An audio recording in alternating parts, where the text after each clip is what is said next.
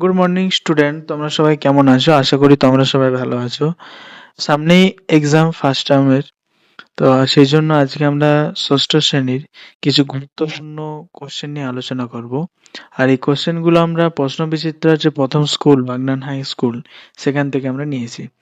যারা প্রশ্ন বিচিত্রার সমাধান করে নিয়েছো খুব ভালো কথা। আর যারা করনি ভিডিওটা শেষ পর্যন্ত দেখো, তোমরা সমস্ত প্রশ্ন বিচিত্রার প্রথম স্কুলের কোশ্চেন এবং অ্যান্সার তোমরা পেয়ে যাবে। আরেকটা জিনিস, তোমাদের সুবিধার্থে কোশ্চেন তোমরা পিডিএফ গুলি ডাউনলোড করতে তোমাদের খুব অসুবিধা হচ্ছিল, তোমরা অনেকে জানিয়েছো। সেই জন্য আমরা জাস্ট একটা ওয়েবসাইট বানানো আছে, সেখানে গিয়ে তোমরা পিডিএফটা ডাউনলোড করতে পারবে কোশ্চেন আর অ্যান্সার সহ। সেখানে গিয়ে তোমরা কোশ্চেনটা ডাউনলোড করে পিডিএফটা তোমরা পড়তেও পারবে। তো বাগনান হাই স্কুলের প্রথমে আছে সঠিক উত্তরটি নির্বাচন করো, অর্থাৎ এমসিকিউ। প্রথম কোশ্চেন বলেছে কুইনাইন পাওয়া যায় কোন গাছ থেকে? ধরো সিংকোনা, বাসক, তুলসী, সর্পগন্ধা। কোন গাছ থেকে পাওয়া যায়? সিংকোনা গাছ থেকে। দ্বিতীয় কোশ্চেন হচ্ছে ইস্ট হলো এক ধরনের ছত্রাক, ব্যাকটেরিয়া, ভাইরাস না পতঙ্গ? ইস্ট কি? ইস্ট হচ্ছে ছত্রাক। এরপর তৃতীয় কোশ্চেন হচ্ছে জল তৈরি হয় কোন কোন মৌল দিয়ে? হাইড্রোজেন কার্বন ডাইঅক্সাইড, নাকি হাইড্রোজেন নাইট্রোজেন, নাকি অক্সিজেন নাইট্রোজেন, নাকি হাইড্রোজেন অক্সিজেন? আমরা সবাই জানি জলের সংকেত H2O, তাহলে তার মধ্যে কে কে আছে? হাইড্রোজেন আর অক্সিজেন। তাহলে অপশন ডি। 4 নম্বর হচ্ছে বায়ু হলো এক ধরনের মৌলিক পদার্থ, যৌগিক পদার্থ, মিশ্র পদার্থ, কোনটি নয়? অপশন সি মিশ্র পদার্থ। সোডিয়ামের চিহ্ন S, S O, H, N A. Option D N A. এরপরে এক দাগের কোশ্চেন এগুলো হয়ে গেল, সঠিক উত্তরটি নির্বাচন করো। এরপর আছে শূন্যস্থান পূরণ করো, যে কোনো 5টি। বলেছে চুম্বক ড্যাশকে আকর্ষণ করে। চুম্বক কাকে আকর্ষণ করে? ধাতুকে। এরপরে দ্বিতীয় কোশ্চেন জলের একটি অণুতে হাইড্রোজেন পরমাণুর সংখ্যা কটা আছে? জলের সংকেত কি? H2O, তাহলে হাইড্রোজেন পরমাণু কটা আছে? দুটো। কোনো পদার্থকে ভেঙে গুঁড়ো করলে ওই পদার্থের ক্ষেত্রফল ড্যাশ ঘটে? ওই পদার্থের ক্ষেত্রফল কি হয়? বৃদ্ধি ঘটে। এটা বিশ্লেষণ তোমাদের যদি চাও কমেন্টে জানাবে, আমি ছোট্ট একটা শর্টস ভিডিওতে সেখানে বলে দেবো কেন বৃদ্ধি হচ্ছে। চোখ ভালো রাখতে কোন ভিটামিনের প্রয়োজন? না চোখ ভালো রাখে ভিটামিন ড্যাশ, না চোখ ভালো রাখে ভিটামিন এ। শ্বাস ছাড়ার সময় আমরা ড্যাশ গ্যাস ত্যাগ করি? শ্বাস ছাড়ার সময় আমরা কার্বন ডাইঅক্সাইড গ্যাসকে ত্যাগ করে থাকি। রজন পাওয়া যায় ড্যাশ গাছ থেকে? রজন পাওয়া যায় কি গাছ থেকে? পাইন গাছ থেকে। ঠিক আছে। আচ্ছা, এইগুলো হয়ে গেল কি শূন্যস্থান পূরণ করো 5টা, যে কোনো 5টা বলেছে, আমরা 6টা দেওয়া আছে 6টাই করে দিলাম। এরপরে 3 নম্বর আছে এ স্তম্ভ বি স্তম্ভের সঙ্গে সম্পর্ক স্থাপন করো। তো এ স্তম্ভে আছে লোহা, দেখতে পাচ্ছ প্রথমে, এর সাথে কি মিলবে? বি স্তম্ভে দেখো লোহা কি একটা ধাতু, ধাতু।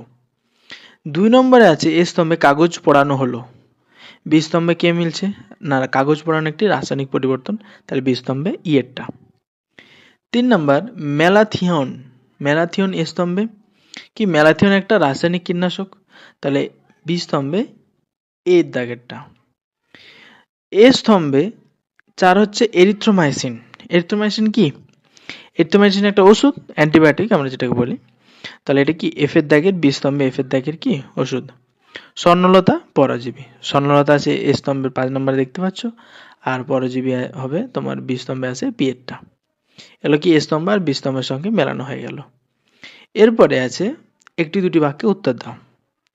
বলেছে গম থেকে আটা তৈরি হলো, এটি কি ধরনের পরিবর্তন? উত্তর হবে কি? না এটি একটি ভৌত পরিবর্তন। 2 নম্বর কোশ্চেন এমন একটি উদাহরণ দাও যেখানে ভৌত পরিবর্তন আর রাসায়নিক পরিবর্তন একসঙ্গে ঘটে। কোথায় হয়? মোমবাতির দহন। ঠিক আছে। এরপরে 3 নম্বর ক্যালাসন কি? ক্যালাসন অর্থাৎ ক্রিস্টালাইজেশন, এটা কি?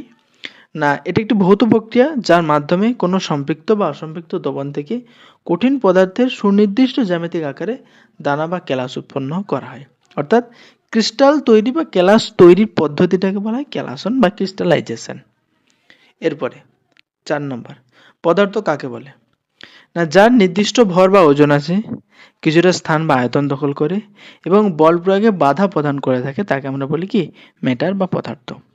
শর্টে যদি আমরা বলি যা দিয়ে কোনো বস্তু তৈরি করা হয় তাকে পদার্থ বলে, বা কোনো বস্তু যেটা দিয়ে তৈরি হয় সেটা হচ্ছে কি পদার্থ।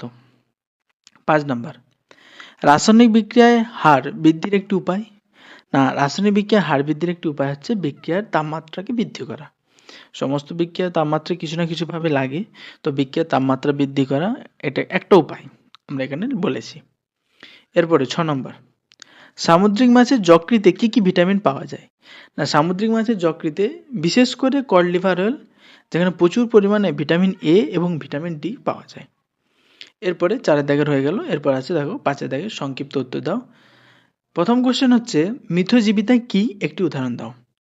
মিথজীবিতা কি, না যখন দুটি জীব, ভিন্ন প্রজাতির জীব একসাথে বাস করে এবং উভয়ই লাভবান হয় তাকে আমরা বলি কি মিথজীবিতা। উভয়ই লাভবান হবে। তাহলে মিথজীবিতার বৈশিষ্ট্য কি? প্রথম বৈশিষ্ট্য হচ্ছে দুটি ভিন্ন জীব একসাথে থাকে। দ্বিতীয় কি, উভয় জীবই উপকৃত হয়। তৃতীয় হচ্ছে একে অপরের উপর নির্ভরশীল থাকে। চতুর্থ, প্রকৃতির ভারসাম্যকে রক্ষা করে। বৈশিষ্ট্যগুলো এখানে ধরো কোশ্চেনে দেওয়া নেই, তাও আমি লিখে দিয়েছি তোমাদের বোঝার সুবিধার জন্য। আচ্ছা, মিথজীবিতার উদাহরণ কি? না, মধুর, মৌমাছি ও ফুল। মধুর জন্য কি মৌমাছি আর ফুলের যে সম্পর্ক সেটা কি মিথজীবিতা। আচ্ছা, যৌগিক পদার্থ কাকে বলে? না যখন দুটি বা দুইয়ের বেশি মৌল, ভিন্ন ধরনের পরমাণুর মৌলগুলো ধরো, একত্রিত হয়ে একটি নতুন পদার্থ গঠন করে থাকে তাকে আমরা কি বলবো যৌগিক পদার্থ। যেমন NaCl, এখানে দুটো আলাদা আলাদা আছে, একটা হচ্ছে সোডিয়াম আর একটা কি ক্লোরিন, জল H2O, হাইড্রোজেন অক্সিজেন আছে। চিনি C6H12O6, যেখানে কার্বন আছে 6টা, হাইড্রোজেন আছে 12টা, অক্সিজেন অণু আছে কটা 6টা। তো এগুলো ভিন্ন ভিন্ন পরমাণু আছে, সেগুলো একসাথে হয়ে একটা নতুন পদার্থ সৃষ্টি করছে।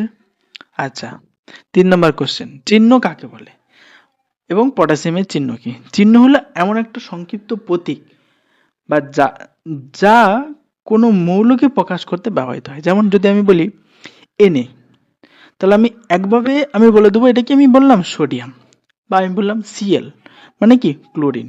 ঠিক আছে, অর্থাৎ একটা সংক্ষিপ্ত প্রতীক যার দ্বারা পুরো মৌলটাকে প্রকাশ করা যাচ্ছে, এটা হচ্ছে কি চিহ্ন।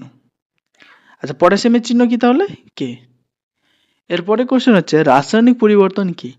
না যখন কোনো পদার্থ রাসায়নিকভাবে পরিবর্তিত হয়ে একটা সম্পূর্ণ নতুন পদার্থে পরিণত হবে তাকে আমরা বলবো কি রাসায়নিক পরিবর্তন। যেমন তাহলে পাতলা চুন জল তৈরি করছি আমরা, পাতলা চুনের সাথে জল দিলাম তো রাসায়নিক পরিবর্তন হয়। বুদবুদ আকারে তোমার হচ্ছে বুদবুদ বুদবুদ করে দেখি চুন জল যখন আমরা ঘোলাই বুদবুদ বুদ করে একটা গ্যাস উপর দিকে উঠে আসে। লোহা বহুদিন যদি ফেলে রাখি সেটা মরচে ধরে যায়। এগুলো সব কি পরিবর্তন? রাসায়নিক পরিবর্তন। 5 নম্বর কোশ্চেন হচ্ছে তোমাকে বালি ও লোহার মিশ্রণ দেওয়া হলো, তুমি এই দুটিকে কিভাবে পৃথক করবে? দেখো, লোহা একটা ধাতু, এর মধ্যে চুম্বকীয় ধর্ম থাকবে।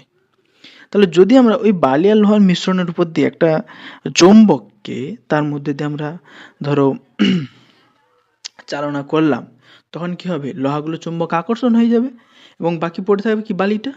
তো এইভাবে আমরা লোহাকে এবং বালিকে আলাদা করতে পারি। ধাতু কাকে বলে? শেষ কোশ্চেন, ধাতু কাকে বলে এবং এটি তরল ধাতুর নাম বলো।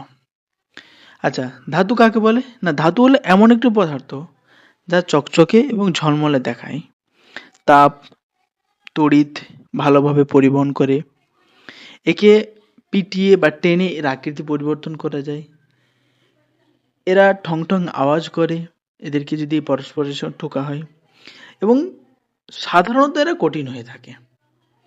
ঠিক আছে, তাহলে যে সমস্ত পদার্থ চকচকে বা ঝলমলে হয়, তাপ ও তড়িতের সুপরিবাহী হয় বা ভালোভাবে পরিবহন করে, এদেরকে পিটিয়ে বা টেনে এদের আকৃতি পরিবর্তন করা যায়, সাধারণত কঠিন হয়ে থাকে, তাদেরকে আমরা কি বলবো ধাতু। একটি তরল ধাতুর নাম কি? না একটি তরল ধাতুর নাম হলো কি পারদ। পারদ কি একটা তরল ধাতু। ঠিক আছে, এটা গেল তোমার হচ্ছে বাগনান হাই স্কুলের কোশ্চেন। যদি তোমরা এই পিডিএফটি ডাউনলোড করতে চাও তোমরা আমাদের ওয়েবসাইটে গিয়ে ডাউনলোড করতে পারবে। সেখান থেকে তোমরা ডাউনলোডটা করে নেবে। আর আজকের ভিডিওটি তোমাদের যদি ভালো লাগে এবং যদি তোমাদের হেল্পফুল মনে হয় তোমরা আমাদের চ্যানেলটিকে সাবস্ক্রাইব করে দেবে